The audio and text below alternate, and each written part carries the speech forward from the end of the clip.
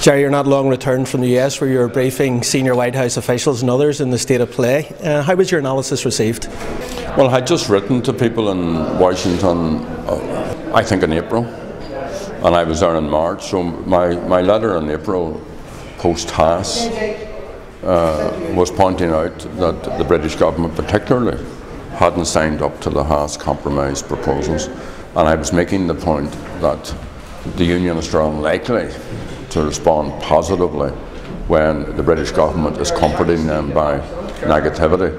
So what followed then was my arrest, and if you like, to a certain degree, the points I've been making in the letter were vindicated, that those in both governments who were disguising the fact that there were difficulties have now had to freely acknowledge that there are difficulties, and of course our friends in the USA want to play a positive role in encouraging solutions to these problems. So it was a good visit, and I think well worthwhile, and we will see an engagement. How deep-rooted it is, how superficial it is, remains to be seen, but Sinn Féin certainly will tackle this next phase with a resolve to be positive and to work all of these matters out in the terms of the Good Friday and other agreements. We're seeing a lot of racist attacks. What's your own view of what's happening at the moment and what needs to be done now to stop it? Well, it's my strong view that leaders, church leaders, civic leaders, trade union leaders, leaders of the community, but most especially political leaders, need to lead by example. Racism is a second cousin of sectarianism. Sectarianism is one of the issues that have to be tackled here, and invariably it's poor people, it's people who are in vulnerable positions, it's young people.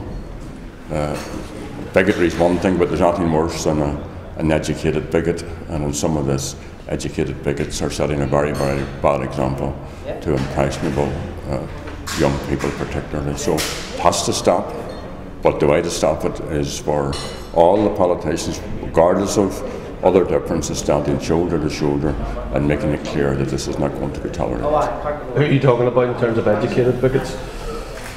Well, those within the great and the good who, you know, will make the snide remarks. There's a lot of bullying going on, you know, bullying of communities. A lot of decent people out there who don't have a sectarian bone in their body but are afraid to make a stand on some of these issues. And you know, anybody who lives here knows the sort of wink and nod gestures that go on. In this city particularly, I don't be in the city as often as I used to be, but when you look at other cities which can be a melting pot of race and culture and creed and class, and then you come here and you see the polarisation and the separateness. So it needs tackled. Also, hate crime needs to be pursued. For people who speak out of turn, who create an atmosphere where others think it's justifiable. You see, and we're not that far from, you know, from the situation where no Catholic need apply. We're not that far from, you know, people talking about oranges and prods. All of that has to stop. Final question: do you think Peter Robinson needs to make a public apology to the Muslim community? Well, I think they've asked for that, and you always have to deal with this on the basis of the person who has been offended. So I don't want to add any more to the mix of emotion and recrimination that's been ongoing. He misspoke. That's clear. He has, by his remarks, subsequently acknowledged that. So, you know, all of us have to lead by example, and I would like to think that the Haass office in this little statelet would feel an onus to represent all the people of this part of the island.